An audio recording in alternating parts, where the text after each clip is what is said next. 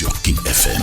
Mesdames, Messieurs, bonjour. Voici les brèves que nous démarrons avec les bulldozers qui n'ont rien laissé sur leur passage aux alentours du rond-point Liberté 6.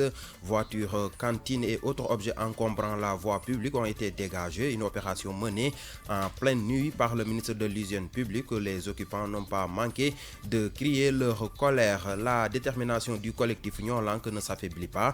Les membres encore en conférence de presse ce matin pour exiger la libération de Guy Marius Sagna et dénoncer la hausse des prix de l'électricité et sur la détention de l'activiste.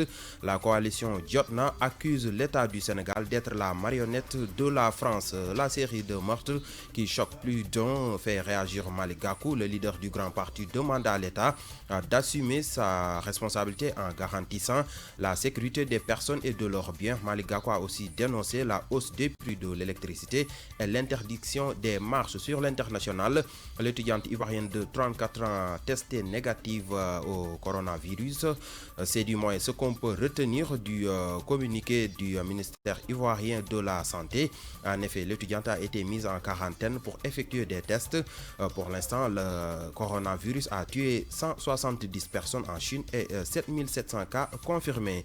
Pour la musique du jour, nous vous proposons le chanteur Diaw Diop dans son titre intitulé Du Tax Ma Ba, un morceau sorti le 16 avril 2016. Écoutons.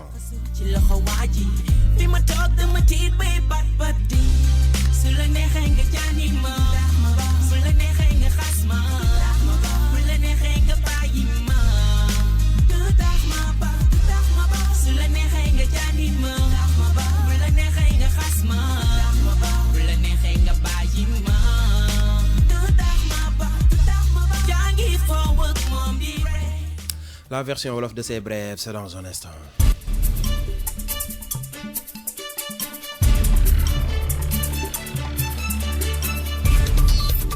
yéen a ngi déglu King FM ci 99.4.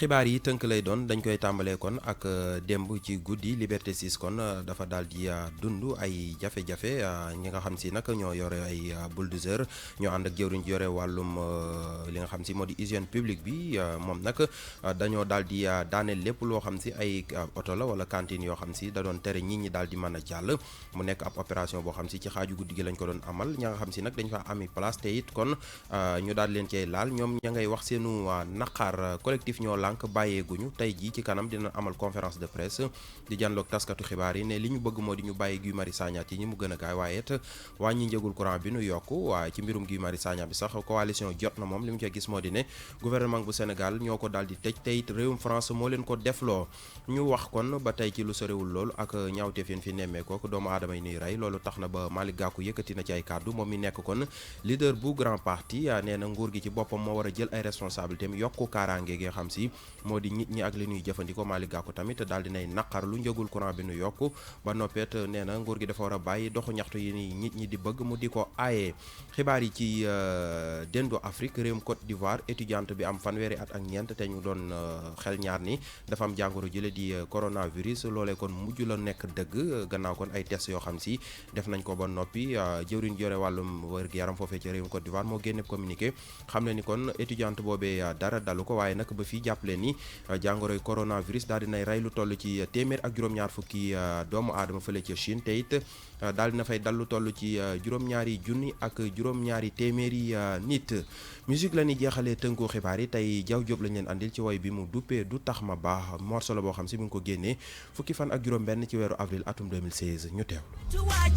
gis la nga laxasu ci loxo waaji fi ma toog dama tiit bay bat di su la neexee nga jaani ma su la neexee nga xas ma su la neexee nga bàyyi ma du tax ma ba su la neexee nga jaani ma su la neexee nga xas ma su la neexee nga bàyyi ma du tax ma ba yaa ngi forward moom di rey ba mel ni ku may mbële sans même que je n'ai de ma présence. noonu mbokk yi lii tënk la woon ci ay xibaar yeneen tënku xibaar 8h30 lay doon waaye Al Ndiaye kon mooy wéyal The Morning King.